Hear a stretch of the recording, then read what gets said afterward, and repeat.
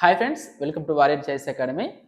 మనం ప్రీవియస్ క్లాస్లో APSC group 2 mains top 20 expected model papers నుంచి పేపర్ 2లో ఎకానమీకి సంబంధించిన 8వ మోడల్ పేపర్ని ఎక్స్ప్లెయిన్ చేసుకున్నాము. ఈ వీడియోలో 9వ మోడల్ పేపర్ని డీటెయిల్గా ఎక్స్ప్లెయిన్ చేసుకోబోతున్నాం.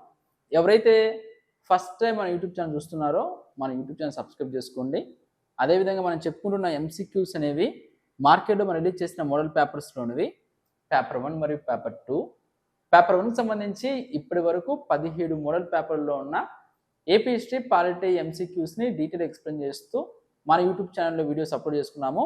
ఇప్పుడు పేపర్ 2కి సంబంధించి మనకి మోడల్ పేపర్ నెంబర్ 9లో ఎకానమీ పార్ట్ 1 ఎంసీక్యూస్ని ఎక్స్ప్లెయిన్ చేసుకోబోతున్నాం. క్వశ్చన్ నెంబర్ 1,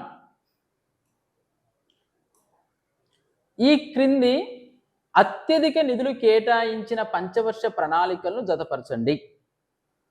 మొదటి ప్రణాళిక అనేది వ్యవసాయానికి అత్యధిక కేటాయింపులు చేశారు, అత్యధిక ప్రాధాన్యత కల్పించారు. రెండవది మనం పరిశ్రమలకి అనుకుంటాము, కానీ పరిశ్రమలతో పాటు రవాణా సదుపాయాలు కల్పించడానికి కూడా, రవాణా సమాచారానికి కూడా ఇంపార్టెన్స్ ఇస్తూ కేటాయింపులు చేశారు. 7వ ప్రణాళిక శక్తి ప్రణాళిక అంటాం. రాజీవ్ గాంధీ గారు ప్రధానిగా ఉన్నప్పుడు 7వ ప్రణాళిక శక్తి రంగానికి ఇంపార్టెన్స్ ఇచ్చారు. 11వ ప్రణాళిక సామాజిక సేవలకు సంబంధించిన అంశాలు. మనకి ఇక్కడ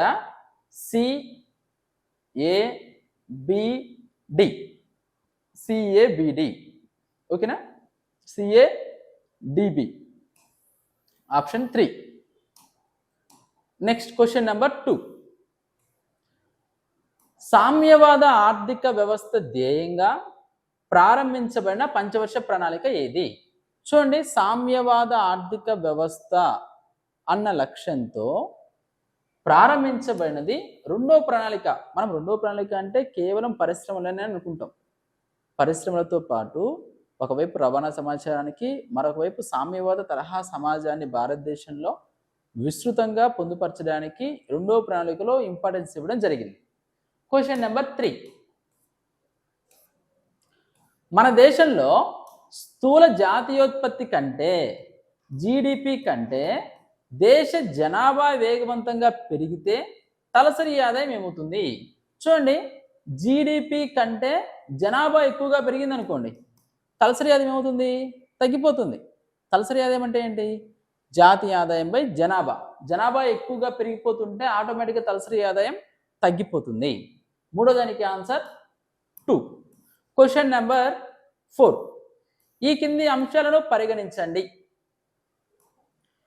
ఒక రాష్ట్ర ఆర్థికాభివృద్ధి ఆ రాష్ట్రంలో లభ్యమయ్యే వనరులపై, వాటిని సమర్థవంతంగా మరియు అభిలాషణీయంగా ఉపయోగించే దానిపై ఆధారపడి ఉంటుంది. కరెక్టే. రాష్ట్రం అభివృద్ధి చెందాలి అంటే ఆ రాష్ట్రంలో వనరులు ఉండడంతో పాటు ఉన్న వనరులను ఏ విధంగా ఉపయోగించుకుంటున్నారు? సమర్థవంతంగా ఉపయోగించుకుంటున్నారా? అభిలాషణీయంగా ఉపయోగించుకుంటున్నారా? ఆర్థిక అభివృద్ధిని పెంపొందించుకునే విధంగా ఉపయోగించుకుంటున్నారా లేదా అన్న విషయం మీద ఆ రాష్ట్ర ఆర్థిక ప్రగతి అనేది ఆధారపడి ఉంటుంది. సరైన అంశం. వస్తు సేవల ఉత్పత్తిలో, వినియోగాలలో జనాభా ప్రముఖ పాత్ర పోషించవచ్చు. కరెక్టే. అభిలాషణీయమైన జనాభా ఉంటే ఉన్న వనరులను సమర్థవంతంగా ఉపయోగించుకొని ఉన్న స్థానం నుంచి ఉన్నత స్థానానికి ఎదగడానికి అవకాశం ఉంటుంది. అది వ్యక్తిగతంగా కానివ్వండి, రాష్ట్ర పరంగా కానివ్వండి. కాబట్టి వనరులు ఉండాలి, ఆ వనరులు సమర్థవంతంగా ఉపయోగించుకునే అభిలాషణీయ స్థాయిలో జనాభా కూడా ఉండాలి. 2 అంశాలు కూడా సరైనవి. A మరియు B 2 సరైనవి. నెక్స్ట్ క్వశ్చన్ నెంబర్ 5, ఒక దేశ ప్రజలు ఇతర దేశాల్లో ఉండి సంపాదించే ఆదాయాన్ని స్వదేశంలో లెక్కించే స్థూల జాతీయ ఆదాయంలోకి పరిగణలోకి తీసుకోరు. ఒక దేశ ప్రజలు ఇతర దేశాలలో ఉండి సంపాదించే ఆదాయాన్ని స్వదేశంలో లెక్కించే స్థూల జాతీయ ఆదాయంలో పరిగణలోకి తీసుకోరు. స్థూల జాతీయ ఆదాయము GNP. మనకు GDPలో అయితే ప్లేస్కి ఇంపార్టెంట్, GNPలో అయితే పర్సన్కి ఇంపార్టెన్స్. భారతీయ పౌరుడై ఉండాలి, పౌరుడు దేశంలో కానివ్వండి, విదేశాల్లో కానివ్వండి, ఎక్కడైనా సంపాదించేవాడై ఉండాలి. ప్లేస్ కన్నా పర్సన్కి ఇంపార్టెన్స్ కాబట్టి పరిగణలోకి తీసుకుంటారు. అది ఇక్కడ ఏమన్నారు, పరిగణలోకి తీసుకోరు అని చెప్పారు. ఇది రాంగ్ ఆన్సర్.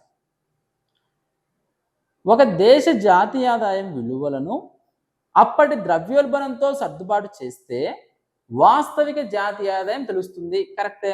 మనకు ప్రైస్ డిఫ్లేటర్ని బేస్ చేసుకొని ద్రవ్యోల్బణ సూచిని ఉపయోగించుకొని సర్దుబాటు చేసినప్పుడు వాస్తవ తలసరి ఆదాయం, వాస్తవ జాతీయ ఆదాయం తెలుస్తూ ఉంటాయి. కరెక్ట్. ఆదాయ పన్ను వంటి ప్రత్యక్ష పన్నులను చెల్లించిన తర్వాత ఒక వ్యక్తి వద్ద తన ఆధీనంలో ఉండే ఆదాయాన్ని వాస్తవిక ఆదాయం అంటాము. చూడండి, ప్రత్యక్ష పన్నులు కాదు, పరోక్ష పన్నులు మినహాయించిన తర్వాత జాతీయ ఆదాయం NNP at factor cost is also known as national income. ఈ జాతీయ ఆదాయంలో ప్రభుత్వ, ప్రైవేట్ రెండు ఉంటాయి. మనకి private income, personal income, disposable personal income అని ఉంటుంది. ఈ డిస్పోజబుల్ పర్సనల్ ఇన్కంలో ప్రైవేట్ ఇన్కంలో నుంచి పర్ ట్యాక్సెస్ మన చేతికి వచ్చినటువంటి మొత్తం డబ్బులు మనం ఖర్చు పెట్టగలమా? ఖర్చు పెట్టలేము. వ్యక్తిగతంగా ఉన్నటువంటి పరోక్ష పన్నులను తీసేసిన తర్వాత వచ్చేదే వాస్తవిక ఆదాయము. మనకి ఇక్కడ సరి అయినది అంటే బి మాత్రమే. క్వశ్చన్లు ఏమడిగారు?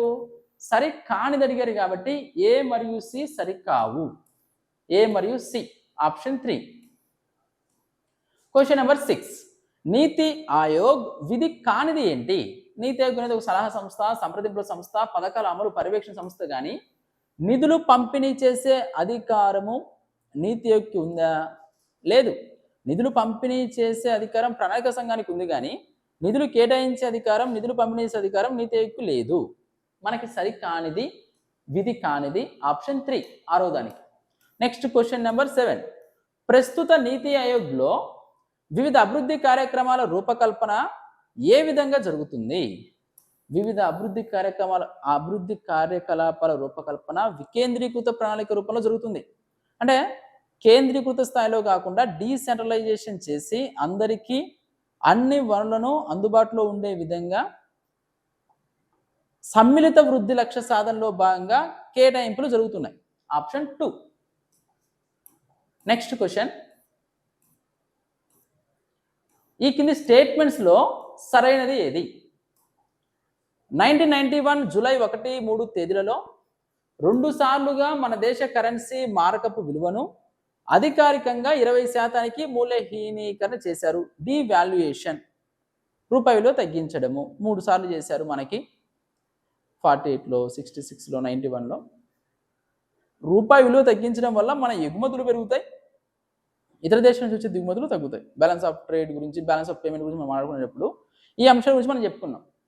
1991 ఆగస్టు 13న ఈ మూల్యహీనీకరణకు అనుబంధంగా మన దేశ ఎగుమతి దిగుమతి విధానంలో కొన్ని మార్పులు కూడా చేశారు. ఇది కూడా సరైనదే. ఏ మరియు బి రెండు సరైనవి. ఆప్షన్ 3. Next question. ఈ కింది స్టేట్మెంట్స్లో సరైనది. 1991 జూలై 24న భారత ప్రభుత్వం ప్రవేశపెట్టిన నూతన ఆర్థిక సంస్కరణలలో అంతర్భాగంగా మన దేశ అంతర్జాతీయ వాణిజ్య విధానంలో ప్రపంచీకరణ దిశగా ఎన్నో మార్పులు ప్రవేశపెట్టడమైంది. కరెక్టే. ప్రపంచీకరణ దిశగా ఎన్నో మార్పులు మనం తీసుకొచ్చాం. 1991లో మన దేశ పరిస్థితి దివాలా తీసే విధంగా ఉన్నది. మన దేశ విదేశీ మార్గాలు కూడా అడుగంటిపోయినాయి. పరిస్థితులు కఠినంగా ఉన్న నేపథ్యంలో లిబరలైజేషన్, ప్రైవేటైజేషన్, గ్లోబలైజేషన్ సంస్కరణలు తీసుకుని రావడం జరిగింది. ప్రపంచీకరణ నేపథ్యంలో సరళీకృత ఆర్థిక విధానాలు భారత ఆర్థిక వ్యవస్థ ప్రపంచ ఆర్థిక వ్యవస్థలో అనుసంధానం కావడానికి మార్గం సుగమం చేశాయి. ఎప్పుడైతే ప్రపంచీకరణ చేశామో గ్లోబల్ మార్కెట్కి అనుగుణంగా భారతదేశ కనెక్టివిటీ పెంచే సంస్కరణలు, మార్పులను తీసుకొని రావడం జరిగింది. ఈ రెండు కూడా సరైనవి. ఏ మరియు బి రెండు సరైనవి. Next question. ఈ కింది స్టేట్మెంట్స్లో సరైనది ఏంటి? విదేశీ పెట్టుబడుల ప్రవాహం పెంచడానికి 1991 పారిశ్రామిక విధానం 84 పరిశ్రమల్లో ఎటువంటి ఆంక్షలు లేకుండా విదేశీ పెట్టుబడిని 51% ఈక్విటీని అనుమతించారు. కరెక్టే. 1991లో భారతదేశం యూటర్న్ తీసుకుని పరిశ్రమలకి అనుమతి, లైసెన్సుల మంజూరు వంటి అంశాల్లో సంస్కరణ తీసుకొచ్చింది. అందులో భాగంగా 1991 తీర్మానము 84 పరిశ్రమల్లో ఎటువంటి ఆంక్షలు లేకుండా విదేశీ పెట్టుబడిని 51% అనుమతించారు. అంటే ఓనర్షిప్ కూడా విదేశీ సంస్థలకు అందించే కార్యక్రమం తీసుకొచ్చారు. సరైనదే. 92-93 సంవత్సరంలో ఇంతకు పూర్వం 51% ఈక్విటీ పెట్టుబడులు కలిగిన సంస్థలన్నిటికీ అమలు పరిచిన డివిడెండ్ బ్యాలెన్సింగ్ నిబంధనలు కేవలం వినియోగ వస్తుత్పత్తి చేసే పరిశ్రమలకు మాత్రమే పరిమితం చేసింది. ఇది కూడా కరెక్టే. వినియోగ వస్తుత్పత్తిని చేసే పరిశ్రమలకి పరిమితం చేయడం జరిగింది. ఏ మరియు బి రెండు సరైనవి. ఏ మరియు బి రెండు సరైనవి. Next question. ఈ కింది వాటిలో కేంద్ర బ్యాంకు యొక్క విధులలో సరైన వాటిని గుర్తించండి. మనకు ఆర్బీఐ కేంద్ర బ్యాంకు కరెన్సీ నోట్లను జారీ చేస్తుంది, పరపతిని నియంత్రిస్తుంది, ద్రవ్య పరిమాణాన్ని నియంత్రిస్తుంది, ప్రభుత్వాలకు ప్రతినిధులుగా వ్యవహరిస్తుంది, విదేశీ మార్క ద్రవ్యాన్ని నియంత్రించడం, అంతర్ బ్యాంకు లావాదేవీలను పరిష్కరించడం, బ్యాంకులకు బ్యాంకుగా వ్యవహరించడం. క్వాలిటేటివ్ క్వాంటిటేటివ్ డ్యూటీస్ అనేవి ఆర్బీఐకి ఉన్నాయి. వాటి గురించి మనం డీటెయిల్గా మన ఎకానమిక్ క్లాసెస్లో చెప్పుకున్నాము. ఎకానమిక్ క్లాసెస్ ప్లేలిస్ట్ కూడా మన యూట్యూబ్ ఛానల్లో ఉంది. ఎవరైతే ఫస్ట్ టైం మన యూట్యూబ్ ఛానల్ చూస్తున్నారో ప్లేలిస్ట్లో ఏపీ మెయిన్స్ ఎకానమిక్ క్లాసెస్ ఉన్నాయి, అందులో చూడండి. Next question.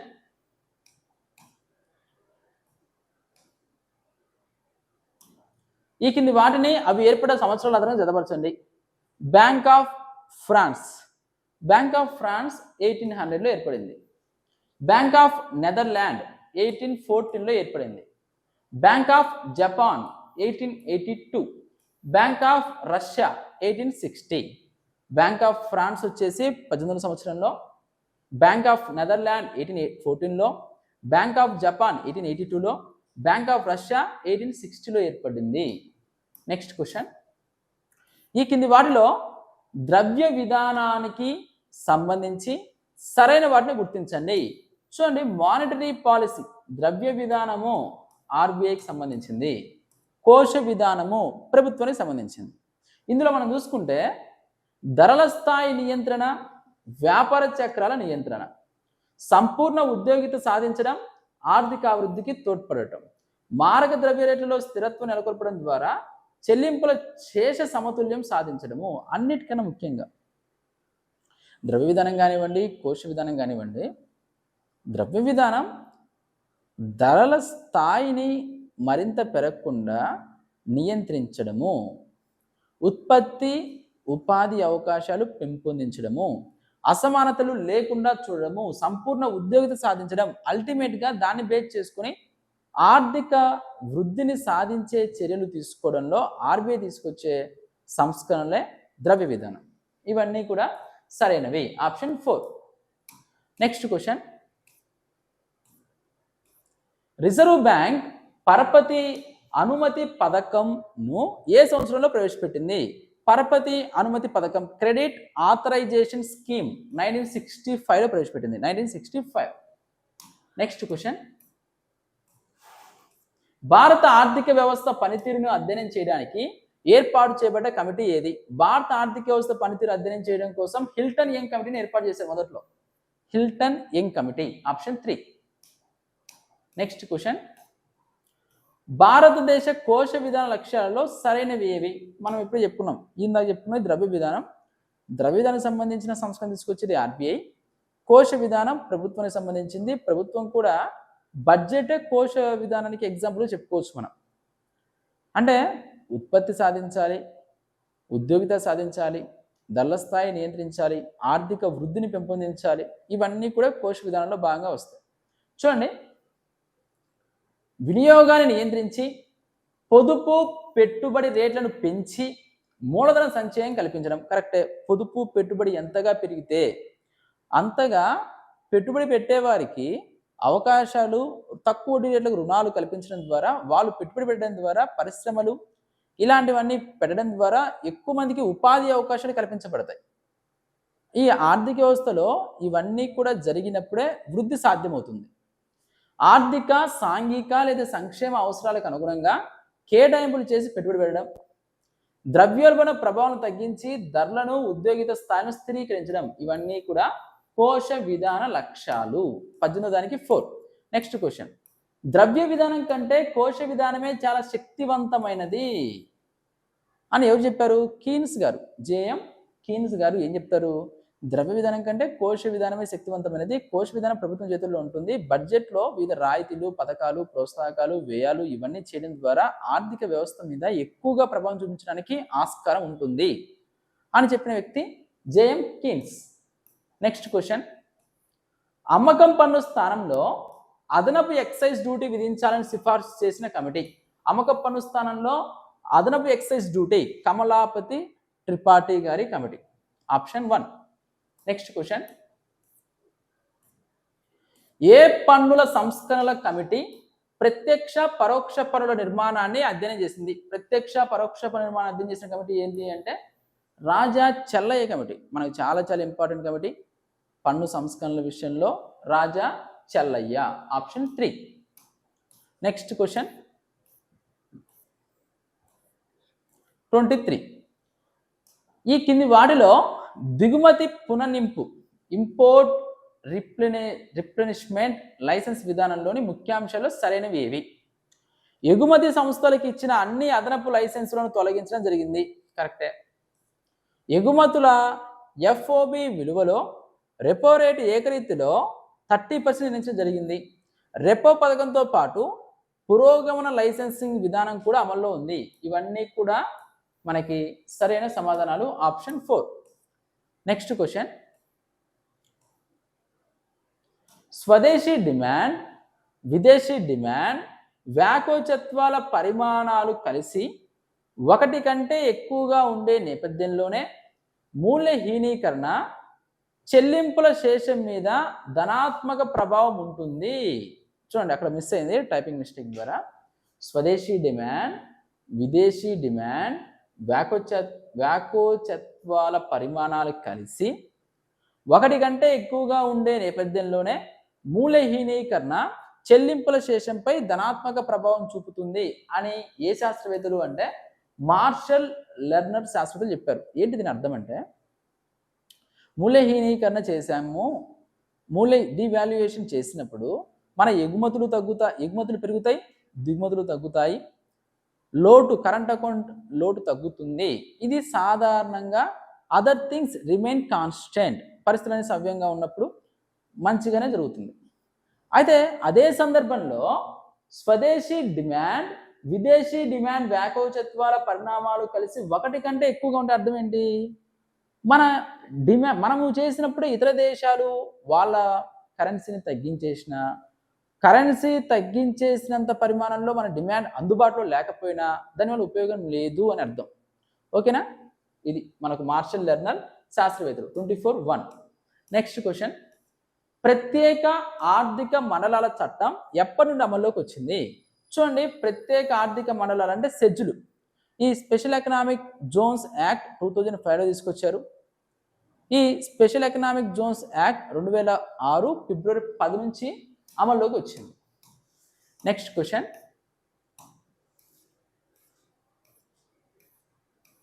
ద్రవ్య మార్కెట్ని ఈ కింది విధంగా కూడా అంటారు. ద్రవ్య మార్కెట్ని మధ్యకాలిక పరపతి మార్కెట్ అని కూడా అంటారు. మధ్యకాలిక పరపతి మార్కెట్, ద్రవ్య market. Next question, chit fund కంపెనీలు ఎక్కువగా ఏ రాష్ట్రాల్లో ఉన్నాయి? చిట్ ఫండ్ కంపెనీలు కేరళలో, తమిళనాడులో చిట్ ఫండ్ కంపెనీలు ఉంటాయి కదా, ఇవి కేరళ, తమిళనాడులో ఎక్కువగా ఉన్నాయి. నెక్స్ట్ క్వశ్చన్, భారతీయ ద్రవ్య మార్కెట్లోని భాగాలుగా ఉన్న సంఘటిత మార్కెట్, అసంఘటిత మార్కెట్ ఒకదానికొకటి సంబంధమే కలిగి ఉండవు. ద్రవ్య మార్కెట్లో ఆర్గనైజ్డ్, అన్ఆర్గనైజ్డ్ రెండు సపరేట్గా ఉంటాయి, ఒకదానికి సంబంధం ఉండవు. ఈ కింది వాటిని అవి ద్రవ్య మార్కెట్లో ప్రవేశపెట్టిన సంవత్సరాల ఆధారంగా జతపరచండి. ఇక్కడ మనం చూసుకుంటే 364 రోజుల ట్రెజరీ బిల్లులు, 14 రోజుల ట్రెజరీ బిల్లులు, వాణిజ్య పత్రాల ట్రెజరీ బిల్లులు, రివర్స్ రెపో ట్రెజరీ బిల్లులు. Reverse repo 1996, repo 1992, reverse repo 1996. అదేవిధంగా 364 డేస్ ట్రెజరీ బిల్లులు 1992 ఏప్రిల్, 14 రోజులు 1997లో, వాణిజ్య పత్రాలు బిల్లులు 1990. ఓకేనా? 364 రోజుల ట్రెజరీ బిల్లులు 1992 ఏప్రిల్, 14 రోజుల ట్రెజరీ బిల్లులు 1997 జూన్ 6, వాణిజ్య పత్రాల ట్రెజరీ బిల్లులు 1990 జనవరి 1న ప్రవేశపెట్టారు. రివర్స్ రెపో ట్రెజరీ బిల్లులు 1996 నవంబర్లో ప్రవేశపెట్టారు. ఈజ్ ఆఫ్ డూయింగ్ బిజినెస్ ను విడుదల చేసేది. మనకి ఈజ్ ఆఫ్ డూయింగ్ బిజినెస్ ర్యాంకులు ఉన్నాయి, ఇప్పుడు ఇటీవల కాలంలో విడుదల చేయట్లేదు, ప్రపంచ బ్యాంక్ అనేది రిలీజ్ చేస్తుంది is of doing business. Next question, భారతదేశంలో ఉత్పత్తి అయ్యే మొత్తం విద్యుత్లో ఎక్కువగా దేని నుంచి ఉత్పత్తి అవుతుంది? ఎక్కువ విద్యుత్ అనేది థర్మల్ విద్యుత్. మనం ఎక్కువగా బొగ్గు మీద ఆధారపడ్డాం, థర్మల్ విద్యుత్. ప్రపంచంలో శక్తిని ఎక్కువగా వినియోగిస్తున్న దేశాల్లో భారతదేశ స్థానము, ఎనర్జీని ఎక్కువగా వినియోగిస్తున్న దేశాల్లో భారత స్థానము 3వ స్థానం. Next question, Bharat net project ఏ మంత్రిత్వ శాఖ నిర్వహిస్తుంది? భారత్ నెట్ ప్రాజెక్ట్ అనేది సమాచార మంత్రిత్వ శాఖ నిర్వహించేటువంటి కార్యక్రమం, సమాచార మంత్రిత్వ శాఖ. 34 ఆన్సర్ 2. నెక్స్ట్ క్వశ్చన్, కోవిడ్-19 కారణంగా విదేశాల్లో చిక్కుకున్న భారతీయులను స్వదేశం రప్పించడానికి భారత ప్రభుత్వం చేపట్టిన కార్యక్రమం. కోవిడ్-19 సమయంలో విదేశాల్లో చిక్కుకున్న వారిని భారతదేశానికి రప్పించడానికి వందే భారత్ మిషన్ కార్యక్రమాన్ని తీసుకొచ్చారు. నెక్స్ట్ క్వశ్చన్, కేంద్ర పూల మొక్కల పరిశోధనా కేంద్రం, కేంద్ర బంగాళదుంప పరిశోధనా కేంద్రం, భారత కూరగాయల పరిశోధనా కేంద్రం, కేంద్ర ఔషధ మరియు సువాసన మొక్కల కేంద్రం. పూల మొక్కలు వచ్చేసి పూణే, కేంద్ర బంగాళదుంప సిమ్లా, కూరగాయలు వారణాసి, ఔషధాలు లక్నో. పూల మొక్కల పరిశోధనా కేంద్రం పూణే, బంగాళదుంప పరిశోధనా కేంద్రం సిమ్లా, కూరగాయల పరిశోధనా కేంద్రం వారణాసి, ఔషధ మరియు సువాసన ఇచ్చే మొక్కల కేంద్రం లక్నో. నెక్స్ట్ క్వశ్చన్, ఈ నామ్ను ఎప్పటి నుండి ప్రారంభించారు? వ్యవసాయ రంగంలో మార్కెటింగ్ సంస్కరణలో భాగంగా రైతులు లబ్ధి చేకూర్చేందుకు national agricultural market, electronic national agriculture market 2016లో తీసుకొచ్చారు. Option 3. Next question, food for peace అనేది దేనికి సంబంధించింది? అమెరికా నుండి ఆహారాన్ని దిగుమతి చేసుకునేందుకు చేసిన చట్టమే ఫుడ్ ఫర్ పీస్ చట్టము. నెక్స్ట్ క్వశ్చన్, ఈ కింది వాటిలో సరైనది గుర్తించండి. అధిక పంట తీవ్రత అధిక పంటల సాగును సూచిస్తుంది. కరెక్టే. పంట తీవ్రత ఎక్కువగా ఉంది అంటే అర్థం ఏంటంటే ఎక్కువ పంటలు పండుతున్నాయని అర్థం.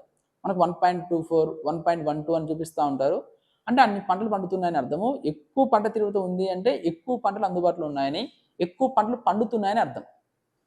అధిక పంట తీవ్రత అధిక పంటల సాగును సూచిస్తుంది. కరెక్టే. భారతదేశంలో అధిక పంట తీవ్రత గల రాష్ట్రాలు పంజాబ్, హర్యానా. ఎక్కువ నీటి సదుపాయాలు ఉంటాయి మనకి పంజాబ్లో, హర్యానాలో.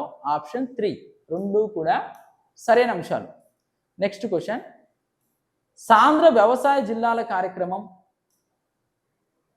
సాంద్ర వ్యవసాయ ప్రాంతాల కార్యక్రమం, అధిక దిగుబడినిచ్చే వంగడాల కార్యక్రమం, హై yield వెరైటీ ప్రోగ్రామ్, ఇవన్నీ కూడా సాంద్ర వ్యవసాయ జిల్లాలు 1960-61లో, సాంద్ర వ్యవసాయ ప్రాంతాలు 1965లో, అధిక దిగుబడినిచ్చే వంగడాల కార్యక్రమం 1965లో తీసుకొచ్చినటువంటి అంశాలు హరిత విప్లవానికన్నా ముందు. ఈ కింది వాటిలో సరి కానిది గుర్తించండి. మనకు ప్రశ్నలో సరైనది అడిగారా, సరి కానిది అడిగారా చూడాలి. సరి కానిది అని అడిగారా చూడండి. లెవీ విధానంలో వర్తకులు రైతుల నుంచి ఆహార ధాన్యాలను సేకరించి ప్రభుత్వ నిబంధనలకు లోబడి ప్రభుత్వానికి తప్పనిసరిగా అమ్మవలసి ఉంటుంది. కరెక్టే. ప్రభుత్వానికి కంపల్సరీ ప్రభుత్వ రేటు ప్రకారం అమ్మవలసిందే లెవీ విధానం. లెవీ విధానం ద్వారా ప్రస్తుత ప్రభుత్వానికి అధిక భారం పడుతుంది. లెవీ విధానం ద్వారా అధిక భారం ఏం పడదు, మార్కెట్ ధరలో ఎక్కువ భారం ఉంటుంది, కానీ లెవీ విధానంలో అధిక భారం ఏం పడదు. మనకు ప్రశ్న సరైనది అడిగుంటే 1 మాత్రమే, సరి కానిది అడిగారు కాబట్టి 2 మాత్రమే. ఆప్షన్ 2. ఓకేనా? 41వ దానికి answer 2. Next question, Sivaraman committee దేనికి సంబంధించింది? చూడండి, Sivaraman committee crop record committee వ్యవసాయ రంగంలో శిఖరాగ్ర సంస్థ అయినటువంటి NABARD, national agriculture bank for refinance. మనకి నాబార్డ్ ఏదైతే ఉందో, నాబార్డ్ సూచించిన కమిటీనే క్రాఫ్ రికార్డ్ కమిటీ. ఆ క్రాఫ్ రికార్డ్ కమిటీ నేతృత్వం వహించింది శివరామన్ గారు. ఆప్షన్ 2. సాగరమాల ప్రాజెక్ట్ యొక్క ఉద్దేశం ఏంటి? సాగరమాల దేశంలో ఓడరేవులను ఆధునీకరించడం. కరెక్టే. పోర్టును డెవలప్మెంట్ చేయడం, నూతన ఓడరేవులను అభివృద్ధి చేయడం, ఓడరేవులను రోడ్డు, రైలు, అంతఃస్థలీయ జల మార్గాల్లో అనుసంధానించడం. ఇవన్నీ కూడా సాగరమాల కార్యక్రమంలో ఉన్నటువంటి అంశాలు. ఆప్షన్ 4. నెక్స్ట్ క్వశ్చన్, సాగరమాల ప్రాజెక్టులో భాగంగా రాష్ట్రంలో నూతనంగా నిర్మించబోయే ఓడరేవులు. మన రాష్ట్రంలో మచిలీపట్నము ఓడరేవు, ప్రకాశం జిల్లా ఓడరేవు. ఈ పోర్టులను సాగరమాల ప్రాజెక్టు కింద డెవలప్మెంట్ చేస్తామని కేంద్రం చెప్పడం జరిగింది. ఆప్షన్ 3. పెట్రోలియం విశ్వవిద్యాలయాన్ని నూతనంగా ఎక్కడ ఏర్పాటు చేయబోతున్నారు? పెట్రోలియం యూనివర్సిటీ అంతకపల్లి దగ్గర ఏర్పాటు చేయబోతున్నారు. ఆంధ్రప్రదేశ్ ప్రభుత్వ గనులు మరియు భూగర్భ శాస్త్ర శాఖ యొక్క 2014-15 నివేదిక ప్రకారము కింది వాటిలో ఏ జిల్లాలో బొగ్గు నిల్వలు ఎక్కువగా ఉన్నాయి? ఆంధ్రప్రదేశ్లో పశ్చిమ గోదావరి జిల్లాలో ఎక్కువగా బొగ్గు నిల్వలు పుష్కలంగా ఉన్నాయి. నెక్స్ట్ క్వశ్చన్, కింది వాటిలో ఏ రకమైన నేల ఆంధ్రప్రదేశ్లోని భూభాగంలో ఎక్కువ శాతం ఆక్రమించింది? ఆంధ్రప్రదేశ్లో ఎక్కువగా ఉన్నటువంటి నేలలు ఎర్ర నేలలు. నెక్స్ట్ క్వశ్చన్, కోటి మంది ప్రజల ఎలక్ట్రానిక్ హెల్త్ రికార్డును సెంట్రల్ డేటాబేస్ కు అనుసంధానం చేయడానికి దేశంలో ఎన్నో రాష్ట్రంగా ఆంధ్రప్రదేశ్ అవతరించింది? అంటే మొదటి రాష్ట్రంగా హెల్త్ రికార్డ్ సెంట్రల్ డేటాబేస్ అనుసంధానించే విషయంలో దేశంలోనే ఫస్ట్ ప్లేస్ ఆంధ్రప్రదేశ్ ఉంది. ఆంధ్రప్రదేశ్లో గ్రామీణ ప్రాంతాలలో పేద ప్రజల జీవనోపాధి మెరుగుపరచడం కోసం, పేదరికాన్ని తగ్గించడం కోసం మద్దతు అందించేందుకు ఆంధ్రప్రదేశ్ ప్రభుత్వం సెర్ప్ కార్యక్రమాన్ని ప్రారంభించింది. సెర్ప్ అంటే ఏంటి? Society for elimination of rural poverty. Option 3 చూడండి, సెర్ప్ అంటే ఏంటి? Society for elimination of rural poverty. 52 దానికి 3. నెక్స్ట్ క్వశ్చన్,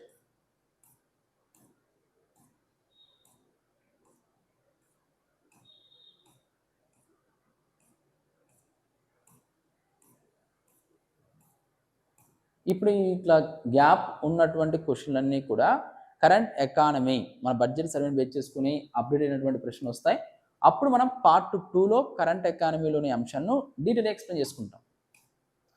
స్థూల పంటల సాగు విస్తీర్ణానికి నికర పంటల సాగు విస్తీర్ణానికి మధ్య నిష్పత్తే పంట తీవ్రత. స్థూల పంటలకి నికర పంటలకి మధ్య ఉన్న డిఫరెన్సే పంట తీవ్రత. ఈ పంట తీవ్రత ఎక్కువగా ఉంటే ఎక్కువ పంటలు పండుతాయని అర్థం. భారతదేశంలో మన పంజాబ్, హర్యానాలో పంట తీవ్రత అధికంగా ఉంది. నెక్స్ట్ క్వశ్చన్, ప్రతి సంవత్సరం కేవలం ఒక పంటను మాత్రమే సాగు చేయు విధానాన్ని ఏమంటారు? ఒక పంటను మాత్రమే సాగు చేస్తే దాన్ని ఏక పంటల విధానం, ఏక పంట విధానం అంటారు. ఆప్షన్ 1. నెక్స్ట్ క్వశ్చన్, భారతదేశ హవానాగా ఏ రాష్ట్రాన్ని పిలుస్తారు? భారతదేశ హవానా అని ఆంధ్రప్రదేశ్ రాష్ట్రాన్ని పొగాకు విషయంలో పిలుస్తారు. ఏ జిల్లాలో పండించే వర్జీనియా పొగాకు ప్రపంచంలోనే అత్యంత మేలైన రకంగా గుర్తింపు పొందింది? మన ఆంధ్రప్రదేశ్లో గుంటూరు మరియు ప్రకాశం జిల్లాల్లో పొగాకు ఎక్కువగా పండుతుంది. అందులో నాణ్యమైన వర్జీనియా పొగాకు గుంటూరు జిల్లాలో ఉంది. నెక్స్ట్ క్వశ్చన్, ఆంధ్రప్రదేశ్ మొదటి కాగితపు పరిశ్రమని రాజమండ్రిలో ఏ సంవత్సరంలో స్థాపించారు? రాజమండ్రిలో 1924లో స్థాపించారు. ఆప్షన్ 3. ఈ కింది వాటిలో సరైన వాక్యాన్ని గుర్తించండి. కాగితపు పరిశ్రమకు కావాల్సిన ముడి పదార్థాలు వెదురు, మెత్తని కలప. కరెక్టే. రాజమండ్రిలో స్థాపించిన మొదటి కాగిత పరిశ్రమ గల పేరు ఆంధ్ర పేపర్ మిల్స్. కరెక్టే. రాయలసీమ పేపర్ మిల్ను ఆదోనిలో TGL గ్రూప్ ప్రారంభించింది. ఇవన్నీ కూడా సరైన అంశాలు. కింది వాటిని జతపరచండి. Vamsadhara papers, delta paper mills, Sirikal paper mills, Pennar paper mills. Vamsadhara Srikakulam Mandapam, delta పశ్చిమ Godavari Vendra, Sirikal Nellore, Pennar Kadapa. 1, 2, 3, 4. Option 2. Next question, ఈ కింది వాటిలో ఏ రంగంలో ఆంధ్రప్రదేశ్ రాష్ట్రం అభివృద్ధి సాధించాల్సిన అవసరం ఉంది? ఎక్కువగా మనము హైటెక్ ఇంజనీరింగ్ రంగంలో అభివృద్ధి సాధించాల్సిన అవసరం ఎంతైనా ఉంది. 72 దానికి ఆన్సర్ 4. నెక్స్ట్ క్వశ్చన్, తుంగభద్ర జల విద్యుత్ కేంద్రం ఉత్పత్తి చేయబడిన విద్యుత్ ఏ జిల్లాలకు సరఫరా చేయడం జరుగుతుంది? తుంగభద్ర జల విద్యుత్ కేంద్రం మనకి రాయలసీమకు సంబంధించినది. చిత్తూరు, కడప, కర్నూలు, అనంతపురం, అంతేగాని విశాఖపట్నం, విజయనగరం కాదు. బి మరియు సి, ఆప్షన్ 2.